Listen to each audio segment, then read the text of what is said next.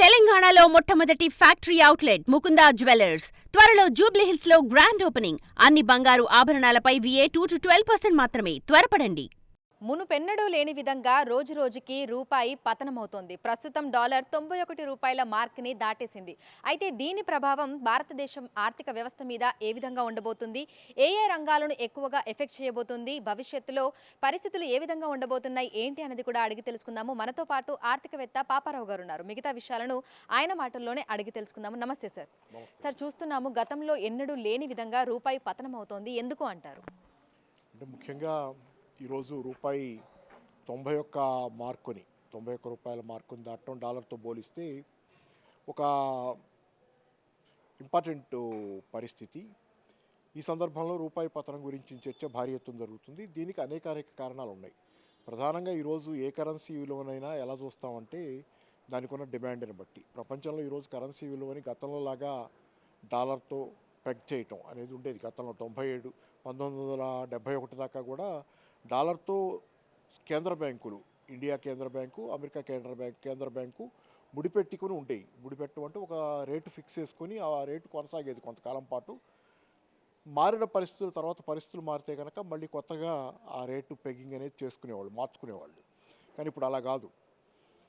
నిత్యం ఆన్లైన్ ఇది వచ్చిన తర్వాత నానో సెకండ్ వేగంతో మార్పులు జరుగుతున్నప్పుడు ఏ క్షణానికి ఆ క్షణం కరెన్సీ విలువలు మారుతున్నాయి. ఈ కరెన్సీ విలువ మారటం వెనక ప్రధానంగా ఉండేది ఏంటంటే ఆ కరెన్సీకి ఉన్న డిమాండ్. ఆ డిమాండ్ దేని మీద ఆధారపడి ఉంటుందంటే ఆ దేశం తాలూకు ఆర్థిక వ్యవస్థ తాలూకు బలం మీద ఆధారపడి ఉంటుంది. భారత ఆర్థిక వ్యవస్థ బలంగా ఉంటే భారత రూపాయికి ఆదరణ, బలం ఎక్కువ ఉంటాయి.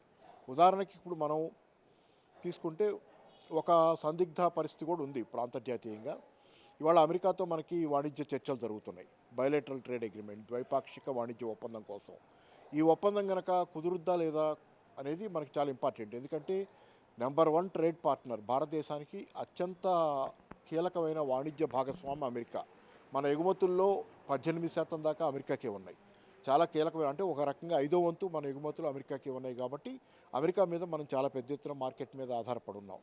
కాబట్టి ఈ వాణిజ్య ఒప్పందం కుదరటం మనకి ఇంపార్టెంట్. అది కూడా ముఖ్యంగా ట్రంప్ 50% టారిఫ్లు వేసి భారత వాణిజ్యాన్ని నష్టపరిచే విధంగా నిర్ణయం తీసుకోవటం వల్ల మన ఎగుమతులు దెబ్బతింటం అనే క్రమంలో దానివల్ల మనకి వాణిజ్య సమతుల్యత దెబ్బతింటుంది. మన ఎగుమతులు దెబ్బతింటాం, దిగుమతులు మాత్రం యథావిధిగా కొనసాగటం వల్ల మనకి ఇంబ్యాలెన్స్, ట్రేడ్లో ఇంబ్యాలెన్స్ వస్తుంది, నెగటివ్ ట్రేడ్ బ్యాలెన్స్ ఉంటుంది. అంటే మనకి వచ్చే డబ్బు కంటే పోయే డబ్బు ఎక్కువ ఉంటుంది విదేశీ మార్గంలో. సో దానివల్ల కూడా రూపాయి పతనం అవుద్ది. ఇప్పుడు ఈ సందిగ్ధ వాతావరణం, వాణిజ్య ఒప్పందం ఎప్పుడు కుదురుద్ది, ఏంటి, ఎలా కుదురుద్ది అనే ప్రశ్నల మీద ఈరోజు రూపాయి పతనం కూడా కొంత ఉంది, వెయిట్ అండ్ వాచ్ మోడ్లో. రెండోది ప్రధానంగా మనం చూసుకునేటట్లయితే డిమాండ్ అండ్ సప్లై కోణం నుంచి చూస్తే కనుక మన భారత షేర్ మార్కెట్లు పతనంలో ఉన్నాయి ఈరోజు. భారత షేర్ మార్కెట్ పత్రం అంటే మీరు షేర్ మార్కెట్లు గత సంవత్సర కాలంగా, పోయిన సంవత్సరం సెప్టెంబర్ నుంచి దరిదాపుగా ఎదుగులేదు, బొదుగులేదు, మొత్తం మీద ఓవరాల్ నెగిటివ్ టెండెన్సీస్ చాలాసార్లు కనపడుతున్నాయి. దీనివల్ల ఏమవుతుంది, ఇందులో కూడా ముఖ్యంగా ఏం జరుగుతుందంటే విదేశీ పెట్టుబడిదారులు ఎవరైతే ఫారిన్ పోర్ట్ఫోలియో ఇన్వెస్టర్లు అంటామో, విదేశీ పెట్టుబడిదారులు ఎవరైతే షేర్ మార్కెట్లో పెట్టుబడులు పెడతారో వాళ్ళు పెద్ద ఎత్తున తమ పెట్టుబడులని గత అనేక మాసాలుగా వెనక్కి తీసుకుని వెళ్ళిపోతున్నారు. వాళ్ళు కొత్తగా పెట్టుబడులు పెట్టకపోగా ఉన్న పెట్టుబడులు భారత మార్కెట్లో అమ్మేస్తున్నారు.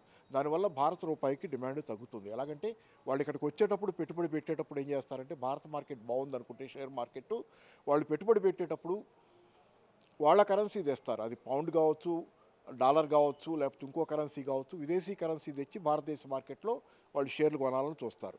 కానీ విదేశీ కరెన్సీకి భారత షేర్లు అమ్మరు కాబట్టి దాన్ని రూపాయల్లోకి మార్చుకుంటారు.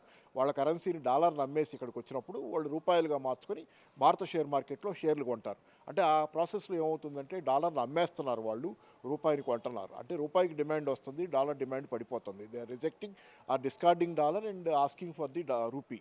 అట్లా రూపాయికి డిమాండ్ పెరగటం వల్ల రూపాయి ధర విలువ పెరుగుద్ది. కానీ ఇప్పుడు ఏం జరుగుతుందంటే వాళ్ళు విదేశీ పెట్టుబడిదారులు విదేశీ వాళ్ళ పెట్టుబడుల్ని ఇక్కడి నుంచి ఉపసంహరించుకుంటున్నారు. అంటే ఇక్కడ అమ్మేస్తున్నారు షేర్లు. అమ్మేసినప్పుడు వాళ్ళకి వచ్చేది రూపాయలు వస్తాయి. మళ్ళీ రూపాయలు వస్తే వాళ్ళ రూపాయలు వాళ్ళ దేశానికి తీసుకెళ్ళలేనప్పుడు ఏంటంటే వాళ్ళు ఆటోమేటిక్గా రూపాయలని మన బ్యాంకుల్లో కన్వర్ట్ చేసుకొని వాళ్ళ డాలరో పౌండో మాకు ఇమ్మని అడుగుతారు. అంటే రూపాయిని వాళ్ళు వదిలేస్తున్నారు, డాలర్ అడుగుతున్నారు. రూపాయిని వదిలేస్తున్నారంటే రూపాయి డిమాండ్ తగ్గుతుంది. సో షేర్ మార్కెట్లో విదేశీ పెట్టుబడిదారులు తమ పెట్టుబడులను ఉపసంహరించుకోవడం వల్ల భారత రూపాయి విలువ డిమాండ్ పడిపోతుంది. సో ఇట్లాంటి అనేక కారణాలు. ఓవరాల్గా ఏంటంటే డాలర్తో ఇదంతా రిలేటివ్. డాలర్ బలంగా ఉంటే రూపాయి బలహీనంగా ఉంటుంది. రూపాయి ఇంకొక కరెన్సీ, అట్లాగే అంతర్జాతీయంగా ప్రతి కరెన్సీ కూడా ఒకదాంతో ఒకటి బలాబలాల పొందికలో ఉంటుంది. ఇది ఓవరాల్గా ఇక్కడ జరుగుతుంది ఏంటంటే అన్ని కరెన్సీలు వీక్గానే ఉన్నాయి. ప్రపంచంలో అన్ని కరెన్సీలు ఈరోజు ఏ కరెన్సీ కూడా దీనికి మినహాయింపు కాదు. అన్ని కరెన్సీలు బలహీనంగానే ఉన్నాయి. ఎందుకంటే గత అనేక దశాబ్దాలుగా విపరీతమైన స్థాయిలో చాలా కరెన్సీలు ముద్ర కొడుతున్నారు. డాలర్ ముద్ర కొడుతున్నారు, పౌండ్లు ముద్ర కొడుతున్నారు.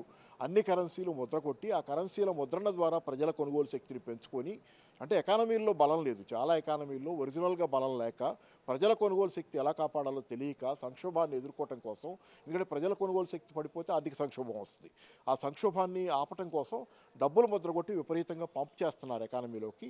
ఈ పంపింగ్ ప్రాసెస్లో కరెన్సీలు బలహీనపడుతున్నాయి. ఎందుకంటే కాగితం కరెన్సీని విపరీతంగా ముద్ర కొట్టిన కొద్దీ కరెన్సీ ఎక్కువ ముద్ర కొడితే ఏమవుతుంది, కరెన్సీ విలువ పడిపోద్ది. ఎక్కడ పడితే అక్కడ రూపాయో డాలరో కనపడుతుంటే కాగితం కరెన్సీ దాని విలువ పడిపోద్ది. అది ఎంతవరకు సప్లై తక్కువ ఉన్నంతసేపే కరెన్సీకి విలువ. కాబట్టి కరెన్సీల విలువ పడిపోవటం వెనక ప్రపంచంలో అన్ని కరెన్సీలది కారణం వాటిని ముద్రగొట్టడం విపరీతంగా. ఈ ప్రాసెస్లో అమెరికా డాలరు బలహీనపడింది, కానీ మనం కూడా బలహీనపడ్డాం. కానీ మన బలహీనత ఎందుకు కనపడుతుందంటే వాళ్ళకంటే మనం ఎక్కువ బలహీనంగా ఉన్నాం. ఉదాహరణకు ఒక లోతైన బావిలో అగాధంలోకి ఈ కరెన్సీలన్నీ పడిపోతున్నాయి అనుకుందాం.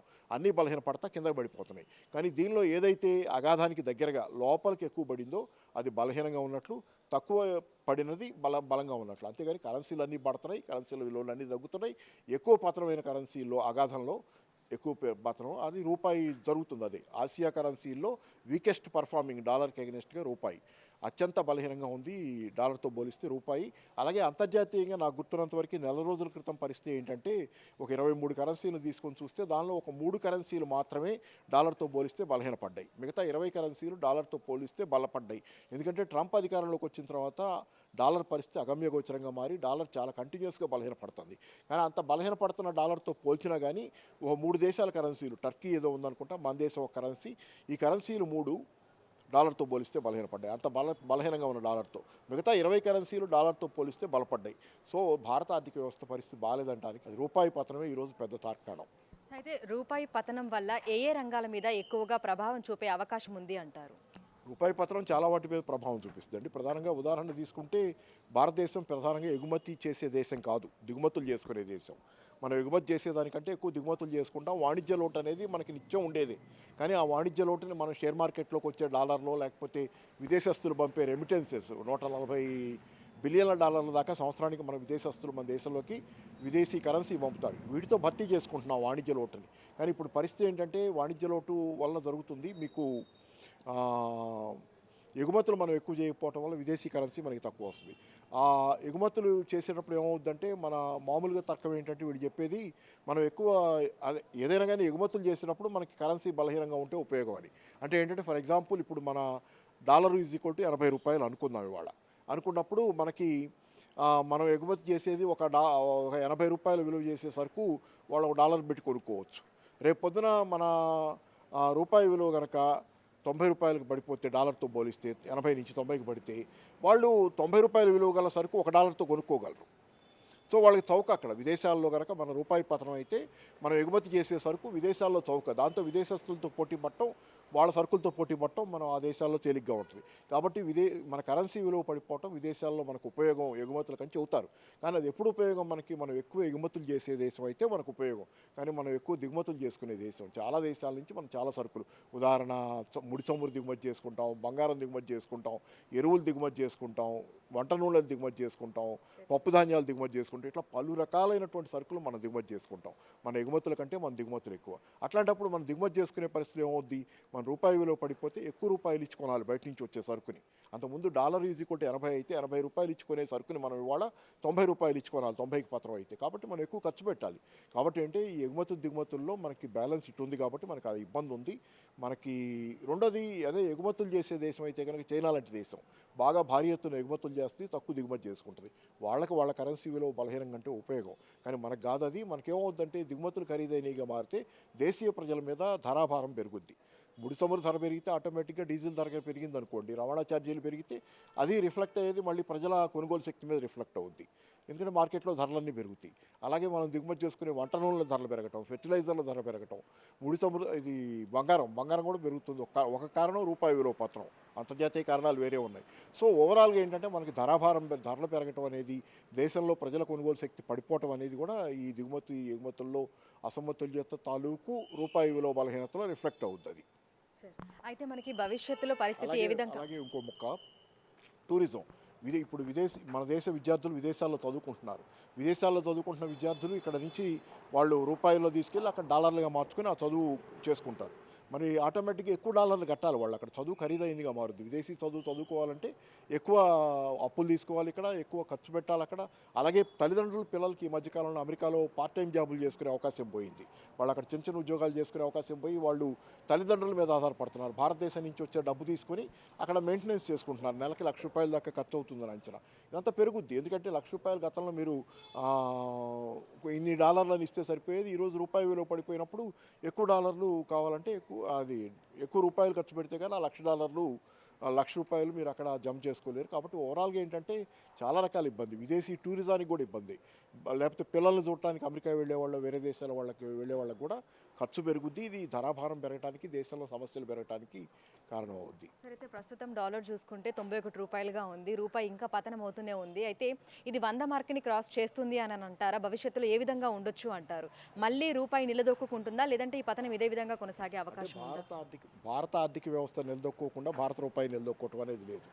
అందరూ బలహీనంగానే ఉన్నారు, కానీ దానిలో మనం ఇంకా బలహీనంగా ఉన్నామని చెప్పింది అది. కాబట్టి భారత ఆర్థిక వ్యవస్థను నిలబెట్టుకునే విధంగా చేసే విధానాలు భారత ప్రభుత్వం తీసుకోవాలి. ఉదాహరణ, భారత ఆర్థిక వ్యవస్థలో మేజర్ బలహీనత ఏంటి? ఈరోజు ప్రజల కొనుగోలు శక్తి దారుణంగా పతనం అయిపోయింది. ద్రవ్యోల్బణం కారణంగా కానీ, నిరుద్యోగం కారణంగా కానీ సమస్యలు పెరుగుతున్నాయి జనాలకి. ప్రజల కొనుగోలు శక్తి పడిపోయినప్పుడు మార్కెట్లో ఎకానమీ బలంగా ఎలా ఉంటుంది? ఎకానమీ బలంగా లేనప్పుడు పరిశ్రమలకు లాభాలు ఎలా వస్తాయి? పరిశ్రమలకు లాభాలు రానప్పుడు షేర్ మార్కెట్లో షేర్ల విలువ, షేర్ల విలువ పెరగదు కదా, పడిపోద్ది. వాటికి నష్టాలు లాభాలు తగ్గినప్పుడు షేర్ల విలువ పడుద్ది. ఇలా రకరకాలుగా భారత ఆర్థిక వ్యవస్థలో ఇన్ని బలహీనతలు ఉన్నాయి.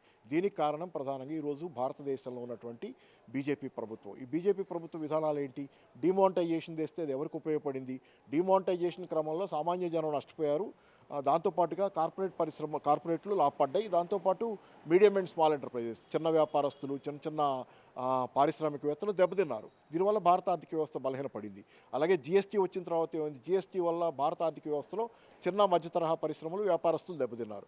దీనివల్ల భారత ఆర్థిక వ్యవస్థ దెబ్బతింది. ఇలా అనేక విధానాలు, కోవిడ్ కాలంలో అనుసరించిన విధానాలు కూడా, ఏ విధానాలైనా భారత ప్రభుత్వం ఈరోజు అనుసరిస్తున్న విధానాలు కార్పొరేట్లు, ధనవంతులకు అనుకూలంగా ఉన్నాయి, సామాన్య జనాన్ని నష్టపరిచేవి ఉన్నాయి. చిన్న ఉదాహరణ చెబుతా. కార్పొరేట్ ట్యాక్స్ వీళ్ళు 2018లో 10% ఒకే రోజు తగ్గించారు. అంటే 32% సుమారుగా ఉన్నది 22%కి కార్పొరేట్ ట్యాక్స్ తగ్గించారు. కానీ నిన్న మొన్నటిదాకా ఏదో జీఎస్టీ తగ్గించినటువంటి డ్రామా ఒకటి నడుస్తుంది, కానీ ఇప్పటికి కూడా జీఎస్టీ ఎక్కువగానే ఉంది. నిన్న మొన్నటిదాకా జీఎస్టీ విపరీతంగా నిత్యావసరాల మీద, గోధుమలు, బియ్యం, కనపడ్డ ప్రధాని మీద, పాలు, మజ్జిగ, అన్నిటి మీద జీఎస్టీ వేసి జనాల దగ్గర నుంచి వేల కోట్లు జనాలు గోల్డ్ ఓడబెక్కారు. వీళ్ళ కొనుగోలు శక్తి పట్టణం అవుద్ది కదా ఆటోమేటిక్గా. సో ఇట్లాంటి భారత ప్రభుత్వ విధానాలు, ధనవంతుల అనుకూల విధానాలు, పేద ప్రజలు నష్టపరిచే విధానాలు భారతదేశ మార్కెట్లో డిమాండ్ లేకుండా చేస్తున్నాయి, ప్రజలు నష్టపోయేలా చేస్తున్నాయి. కాబట్టి ఈ విధానాలు మారినంత వరకు దేశీయ డిమాండ్ను సృష్టించడానికి జనం చేతిలో డబ్బు పెట్టాలి, కార్పొరేట్ల చేతిలో కాదు అనే ఆలోచన ప్రభుత్వానికి వచ్చేంత వరకు ఇది మారదు.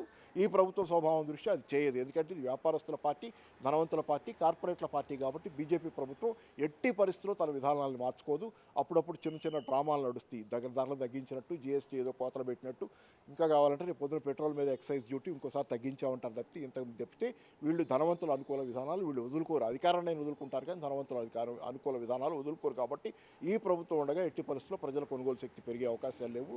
మీరు అడిగిన 100 దాటుద్దంటే ఇలాగే విధానాలు ఉంటే 100 కాదు, ఎక్కడికైనా పోవచ్చు. అది సరే, ఇందుకు సంబంధించి ఆర్బీఐ ఏం చేస్తుంది అంటారు? ఎలాంటి ప్రణాళికలను రూపొందిస్తుంది అంటారు?